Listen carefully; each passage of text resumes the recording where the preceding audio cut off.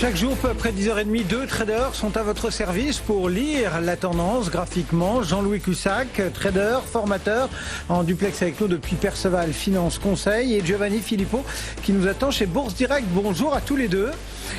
Giovanni, hier à la même heure, on était empêtré dans les pépins techniques de l'indice CAC 40 ce matin. Ça va mieux? Qu'est-ce que vous nous dites de cette séance? Bonjour tout le monde. Écoutez, mardi dernier, quand on a pris l'antenne, ça valait 54. Vous voyez, donc ça vaut 59,5. Autant vous dire que l'empêtrement d'Euronext Paris hier suite à des problématiques techniques ou tous les bruits qui courent depuis plusieurs jours entre ceux qui espèrent un plan de relance aux États-Unis, ceux qui espèrent que la crise sanitaire soit plus profonde, quand on regarde bien, il n'y a pas de réel changement. Au-dessus de 930, on a plutôt, autour de 930, on a plutôt un billet neutre, on est un peu au-dessus, donc on va dire que on est un petit peu mieux de ce côté-là, mais voilà, on sent qu'il y a une envie de poursuivre plus avant, mais un manque de relais chronique, et ça dure depuis 5 mois sur le marché. Donc hier, on a eu de la macro chinoise qui était quand même un peu surprenante et assez intéressante. On a payé en première partie de séance avec le marché avant que le marché baisse. Aujourd'hui, hier soir aux États-Unis, on avait des craintes que le plan de relance n'aboutisse pas. Donc on a des marchés qui attendent un prétexte, qui spéculent. Donc il peut se passer tout et n'importe quoi, d'ailleurs à l'image de ce qui se passe depuis un certain temps, pour se justifier d'un mouvement marqué. Des espoirs donc par rapport au plan de relance. Moi je pense que le marché risque pas de bouger de beaucoup d'ici le scrutin américain. Qui aura, à mon sens, plus d'impact. L'éventualité d'un vaccin foutaise, l'éventualité d'un plan de relance foutaise. Je pense qu'on attend surtout de la part des investisseurs que d'un point de vue fondamental, une reprise se mette en place. C'est toujours pas le cas. C'est pour ça qu'à moyen terme, je reste négatif. Donc sur le court terme, en intraday, on va travailler la zone 898-974. Au plus large, 5014-4864. Et tant qu'on reste là-dedans, on ne fait que scalper parce qu'il n'y a pas grand-chose d'autre à faire pour l'instant, malheureusement. Bon, voilà ce qu'on en pense du côté de Bourse Direct.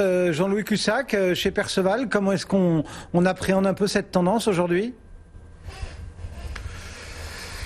Ah ben oui, les jours se suivent et se ressemblent. On a encore démarré, alors cette fois-ci plutôt faiblement, et puis on a repris 1,3% par rapport au plus bas de 8 heures. 1,1% par rapport au plus bas de après l'ouverture, c'était à 9h, juste après on a fait le point bas, on est remonté, on a refait le point bas.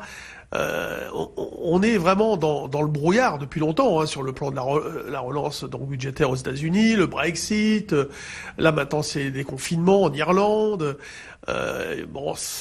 Hier, c'était le fameux lundi noir pour Euronext. Là, ça a été l'enfer. Il faut bien préciser que toutes les transactions sont annulées à partir de 17h30, y compris sur le futur CAC 40. Là, ça va poser des problèmes sur justement sur qu'est-ce que j'ai sur mon compte et tout. Il va y avoir des erreurs, c'est obligatoire.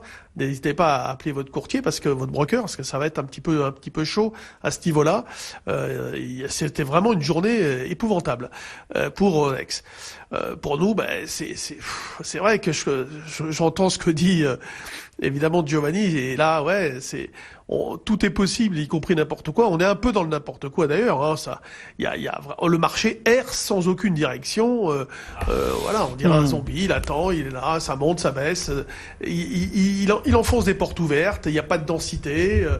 Il reste bien. De toute façon, il reste bien parce que voilà, on a une volatilité implicite qui nous montre que tout le monde est méfiant. Alors, moi, ce matin, j'étais prêt à acheter à partir de 4009. Voilà, et puis là, j'ai vendu, je vous le dis, à 4960. Mais c'est des petites quantités, mais à chaque fois qu'on a fait ça, ça a plutôt bien marché. Et puis voilà, on jongle toujours entre les options, les futurs, on fait des écarts.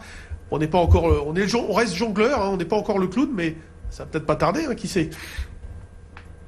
Et ben voilà, on verra ce que vous nous proposez demain en termes de métier du cirque et de la piste. Jean-Louis Cussac depuis Perceval Finance Conseil et Giovanni Filippo depuis Bourse Direct.